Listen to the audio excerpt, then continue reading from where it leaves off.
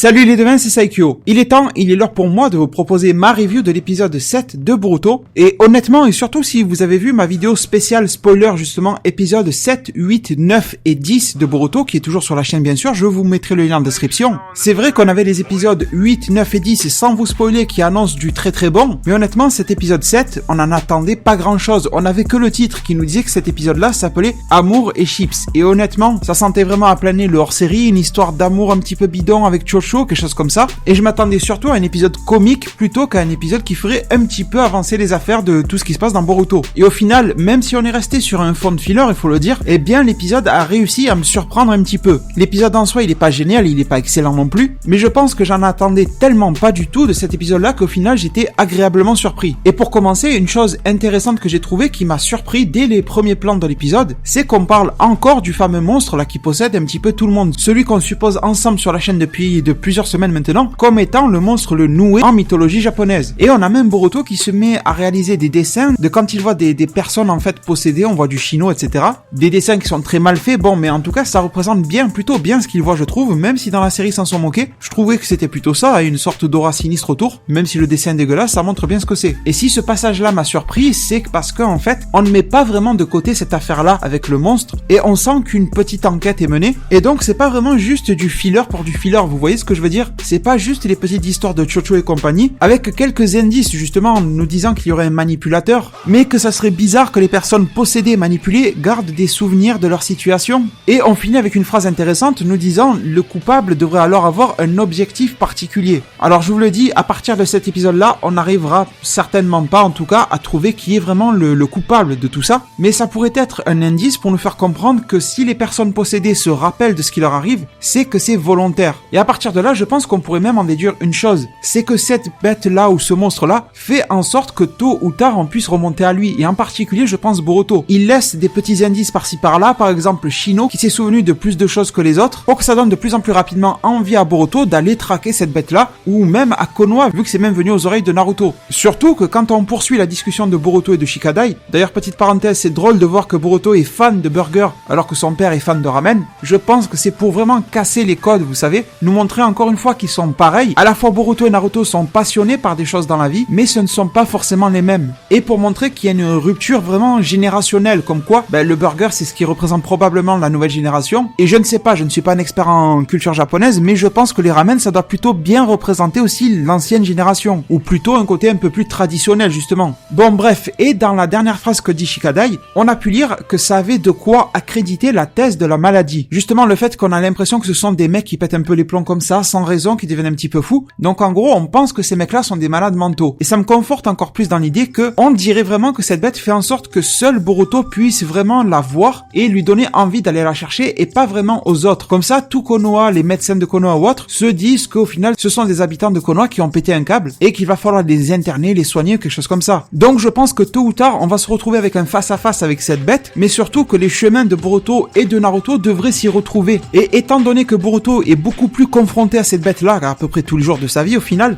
je pense que ça sera lui qui la trouvera en premier et que Naruto va débarquer plus tard, enfin je pense qu'il va y avoir un délire comme ça. On peut supposer que cette bête-là est ennemie et je pense que c'est plutôt logique de se dire que Boruto n'est actuellement pas de taille à se la faire. Donc du renfort de la part de son père, je pense que ça serait cool. Bon, du coup on coupe et on en vient sur ce qui est vraiment en rapport avec le titre de l'épisode, Chips et Amour. Avec la bande à Sumiri, Chocho et Sarada qui se promènent dans Konoha, qui sont encore en train de critiquer les garçons, mais au final il y en a un d'entre eux que l'on ne connaît pas, qui est tout à fait nouveau, qui a un regard un petit peu sinistre et lugubre, j'ai envie de dire, qui est en train de les coller bizarrement, et dès que les filles s'en rendent compte, il disparaît dans la nature. Alors après le générique d'introduction, suite à ça, on a encore quelques blagues qui sont faites autour des chips et tout ça, avec Chocho qui se trouve amaigri mais qui malgré tout va acheter ses chips, et il y aura tout un délire un peu philosophique, bizarre autour des chips, nous disant qu'elle a voulu donner sa chance à celui qui était le moins mis en avant dans les rayons du magasin. Vous me connaissez bien, j'aime bien quand il y a justement des leçons de vie, de la philosophie dans les épisodes et tout ça, mais là j'ai trouvé que c'était un petit peu ridicule quand même de comparer la vie avec des chips qui sont pas trop mis en avant, qui déplaisent aux gens. Et jusqu'à la fin de l'épisode, là où Chocho aura fait la morale à tout le monde, je ne pense pas qu'en début d'épisode, tout le monde avait compris justement la morale qui se cachait derrière, et en particulier on sait que ce sont les jeunes, vraiment les jeunes japonais qui sont ciblés par ce type d'épisode-là et d'animé, donc ça m'étonnerait que le message soit passé de suite et pour tout le monde. Alors pour le moment, ce nouveau personnage qui vient d'être introduit dans l'animé Boruto, celui qui suivait les filles là comme un pervers, continue justement d'agir un petit peu bizarrement, et après une scène dans laquelle il se fait démasquer, on apprend qu'il s'appelle Maguire, si j'ai bien retenu, et qu'il fait partie de la classe voisine et qu'il serait considéré comme un beau garçon. Bon, honnêtement, je sais pas, les traits qu'ils lui ont donnés, il me fait plus peur, on dirait presque une sorte de Orochimaru bizarre, enfin bon, qui n'inspire pas la confiance, mais bon, bref, s'ils veulent. Et on remarquera aussi une chose de ce Maguire-là, c'est qu'on a vu qu'il pouvait devenir invisible. Alors ne vous inquiétez pas, on va en parler, enfin un tout petit peu, il n'y a pas des tas de choses à dire, en fin de cette review-là, au moment où il a révélé le nom de sa technique et qu'il l'a vraiment beaucoup plus utilisé. Du coup, encore quelques scènes d'humour comme prévu, c'était pas tout l'épisode qui était humoristique, mais on avait quand même quelques phases, avec Chocho qui croyait que c'était Maguire qui lui en voulait, qui lui tournait autour, alors que non, Maguire est en fait amoureux de Sumire. Désolé si je prononce mal les prénoms. Quand une série nouvelle sort, j'ai toujours un petit peu l'habitude d'écorcher les noms des nouveaux personnages qui s'y trouvent, mais bon, avec le temps ça ira. Et on en vient à une scène, honnêtement, c'était téléphoné. Et on voyait vraiment de très loin ce qui allait se passer. La scène dans laquelle Maguire se trouve un petit peu par la force des choses, contraint et obligé de déclarer sa flamme à Sumire, et comme par hasard, la magie du scénario fait qu'elle refuse ses avances. Bon, déjà c'est compréhensible vu qu'on les a suivis comme des pervers, et après on se doute, peut-être qu'elle est pas intéressée, et surtout qu'elle est timide. Et bien sûr, pourquoi je dis que c'était très gros à voir venir? Parce que ça permettra par la suite de l'épisode à ce que cette fameuse chimère puisse prendre très facilement possession de lui et se nourrir de sa rancœur et de ses déceptions. Alors on a eu un petit passage que j'aimerais noter, bon il y a rien de fou, mais c'était juste pour dire qu'on a vu les jeunes à l'Académie des Ninjas dans ce qui semblait être un cours d'art en fait. Là ils étaient sur du dessin, bon Inojin doit se régaler là-dedans, et on voyait aussi des sculptures des têtes des anciens Kage, enfin voilà, ça faisait plaisir à voir. Et ça correspond bien, je trouve, au nouveau Konoha qui vit dans un monde en paix. Bon, peut-être pas pour longtemps, mais en tout cas, pour le moment, c'est en paix. Alors, on continue, même si c'était très coloré et tout ça, mais quand même avec des scènes un petit peu dignes des films d'horreur de psychopathes, avec Maguire qui avait écrit le prénom, des trucs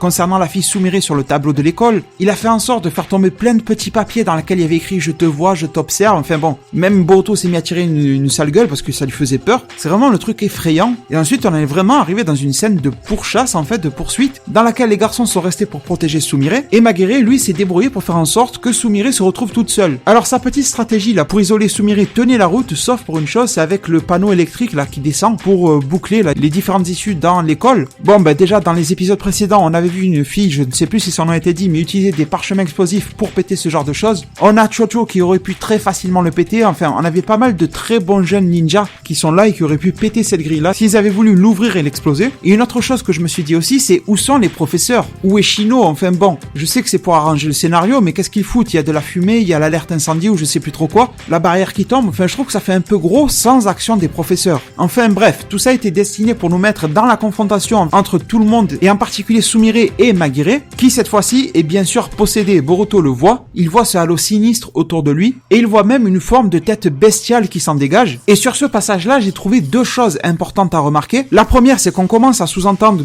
que la solution pour dégager ces mecs-là d'une situation de possession, c'est de les assommer, donc de les foutre KO. Et la deuxième chose que j'ai beaucoup aimé, c'est Mitsuki, qui a regardé en Boruto, s'est dit, cette fois-ci, comment vas-tu t'y prendre, Boruto? Donc, on va reparler par la suite de l'épisode, quand Mitsuki s'est mis à parler avec Orochimaru, mais ça confirme l'idée que je vous avais donnée la semaine dernière, comme quoi Mitsuki et donc Orochimaru ont une longueur d'avance, en fait, par rapport à tout le monde en Konoha. Et du coup, Boruto a voulu passer par une solution classique, fracasser Maguire, et voilà. Sauf que déjà, ça commençait à être mal barré, vu que Maguire a utilisé sa technique, sa faculté spéciale, qu'il a appelée la cape d'invisibilité. Donc forcément, si vous connaissez un minimum Harry Potter, c'est obligé que ça vous rappelle la cape d'invisibilité de Harry Potter qu'il a hérité de son père, etc. Et honnêtement, c'était difficile à dire si c'était un jutsu ou si c'était un artefact, un objet permettant de se cacher. Et j'aimerais que vous me corrigiez dans un commentaire si je me trompe, mais il me semble qu'on n'a jamais vu dans le manga, les tomes originaux, je parle bien, vous savez, la version manga papier, on n'a jamais vu cette technique-là. Dans l'anime, on l'a vu quelques fois, à quelques reprises. Je crois même qu'on nous avait dit que c'était inventé par Jiraiya ou quelque chose comme ça durant sa jeunesse. Il me semble qu'on a vu le troisième Hokage le faire et tout ça. C'était un truc du genre le Totonjutsu, un truc du genre Tantonjutsu, Toton je crois Jutsu.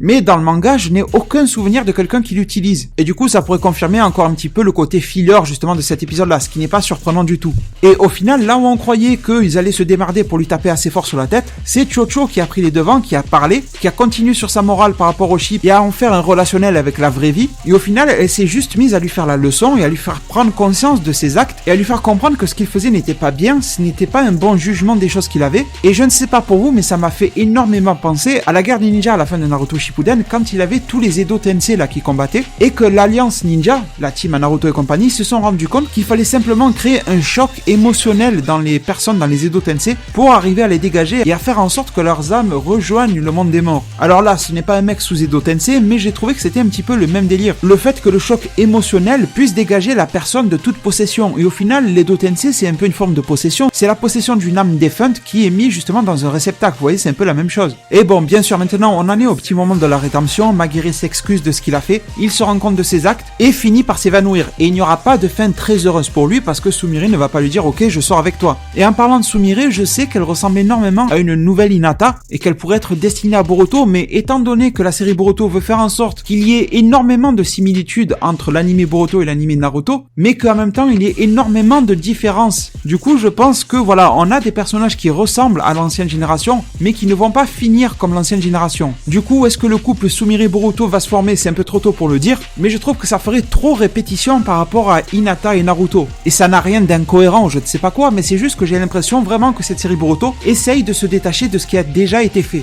Et au passage, je trouve que c'est une très bonne idée de le voir comme ça. Et maintenant, on est quasiment en fin d'épisode, les devins, et on est encore sur une scène à table, sauf que cette fois-ci, il y a Boruto, Shikadai et Mitsuki. Et Boruto continue de montrer encore ses dessins, la bête qu'il a pu voir et tout ça, pour essayer de les mettre sur la piste, justement, de l'enquête. D'ailleurs, ça serait cool que Boruto ne tarde pas à en parler à son père, ça pourrait faire avancer les choses, justement. Mais en fait, il y a une chose que j'ai remarqué, depuis le jour où Boruto a parlé à sa mère, à Hinata, vous vous rappelez, quand il lui a dit « Explique-moi un petit peu ce que c'est les Byakugan, est-ce qu'on peut voir le chakra avec ça ?» Enfin voilà, il y avait toute une discussion autour du chakra. Et malheureusement pour nous, la discussion avait été coupée parce que Naruto, le Hokage, venait de rentrer à la maison, etc. Et on n'a jamais eu la suite de la discussion. Et là, on nous reparle encore du chakra. Alors c'est vrai qu'on a l'impression que tout ce qu'on voit là, les possessions, le halo sinistre, l'ombre qui entoure les possédés, ça ressemble énormément à du chakra, à une sorte de chakra corrompu ou autre. Mais je suis en train de me dire, mais j'ai pas vraiment de piste concrète. Mais j'avais quand même envie de vous partager cette intuition-là que j'ai, comme quoi on est tellement en train d'insister autour du fait que ça soit du chakra, que je me dis, et si ce n'était pas du chakra, vous voyez? Bon, du coup, s'il y a une menace qui est autre que du chakra et qui existe dans le monde de Naruto, l'univers de Boruto Naruto, c'est vrai que pour le moment, on a un peu du mal à la voir venir, mais quand on sait que, quand on a vu le film, par exemple, de Boruto, qu'on se dirige vers un nouveau monde, justement, dans lequel il y a plus de science, qui est en train de prendre le dessus sur le chakra réel, surtout l'aspect traditionnel des ninjas, quand on voit le délire, là, qu'on a vu en premier épisode de Boruto, avec Boruto et Kawaki qui se font face avec leur sigle, là, sur les bras, avec Kawaki qui faisait comprendre que le monde des ninjas était fini. Donc, est-ce que par cette bête, on n'aurait pas un des prémices, justement, au fait que le chakra est en train de laisser sa place à quelque chose d'autre et de nouveau, et de pas forcément bon non plus, à une substance, enfin à quelque chose qui n'a rien à voir, en fait, avec ce fameux chakra dont on parle tout le temps. Et là où je coince, justement, c'est, ben, si c'est pas du chakra, c'est quoi, vous voyez? Qu'est-ce qui peut prendre forme comme ça? Qu'est-ce qui peut se manifester? Qu'est-ce qui peut être visible par le dojutsu de Boruto, vous voyez, la technique d'œil? Est-ce que ça pourrait se créer naturellement, ou est-ce qu'il y a une petite poussée scientifique pour y arriver? Mais en tout cas, les devins, enfin, déjà, n'hésitez pas à me dire si vous avez des pistes pour prolonger cette idée-là en zone commentaire. Mais aussi, on se rend compte que cette affaire prend de plus en plus d'ampleur petit à petit, mais ça s'amplifie de plus en plus. Avec,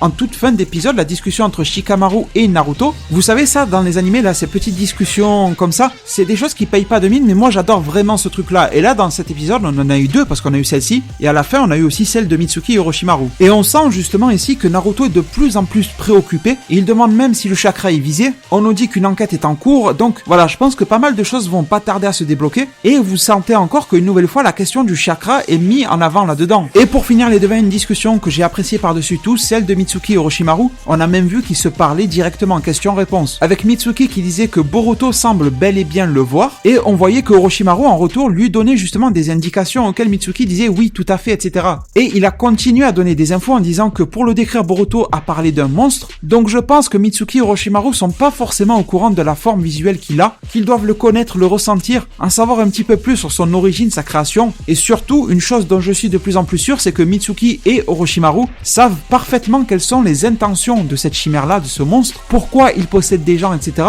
Je pense qu'ils sont vraiment au courant. On a Orochimaru qui continue de donner des instructions, Mitsuki dit qu'il va continuer ainsi, et contrairement aux apparences, on a l'impression vraiment que Orochimaru et Mitsuki essayent justement de posséder les gens, on dirait que ce sont eux qui ont créé la bête, mais je pense que ce sont juste de fausses apparences, et qu'au contraire, ils essayent de la combattre ou de la maintenir. Je pense qu'ils sont ennemis de cette bête-là, et qu'ils sont un petit peu des protecteurs justement en quelque sorte de Konoha, et qu'ils mènent aussi leur enquête de leur côté pour pouvoir mettre fin aux agissements directs de cette chimère-là. Je pense vraiment qu'on est à une autre époque, Orochimaru est pas le plus grand des gentils, mais qu'il est plutôt allié, en tout cas de Konoha, ça c'est sûr, et qu'il en est de même pour Mitsuki. Surtout qu'on voit que les deux ne jouent pas vraiment avec Boruto ou autre, ils disent même à la fin pourquoi Boruto est-il le seul à le voir. C'est une question qu'a posée un peu en l'air Mitsuki, et Orochimaru n'a pas répondu. Donc clairement les deux mènent l'enquête. Pour moi ça me paraît de plus en plus évident. Bon du coup, on a ensuite la preview de l'épisode suivant, l'épisode 8. C'est vrai que pour le moment je ne fais pas encore d'analyse de preview d'épisode de Boruto, mais je pense que ça pourrait arriver très vite sur la chaîne. En tout cas, si la preview de l'épisode 8 vous a laissé un petit peu perplexe, vous vous demandez ce qui peut se passer, c'est un petit peu flou, etc. Sachez que je vous mets en description, et si vous aimez les spoilers, justement la vidéo de spoiler épisode 7, 8, 9, 10, dans laquelle je vous expliquerai également ce qui se passera en épisode 8 de Boruto, et vous comprendrez d'un coup beaucoup mieux justement tout ce qui vous a été montré dans la preview de cet épisode-là. Du coup les devins, je vous remercie énormément de m'avoir suivi et écouté durant toute cette vidéo, et je me permets de vous laisser sur ces mots. Prenez soin de votre futur, le meilleur moyen d'y arriver c'est de vous abonner à ma chaîne, de la partager, la liker et la commenter un maximum de fois pour que notre communauté puisse se développer le plus possible sur YouTube. Merci beaucoup et à plus pour de prochains arts divinatoires.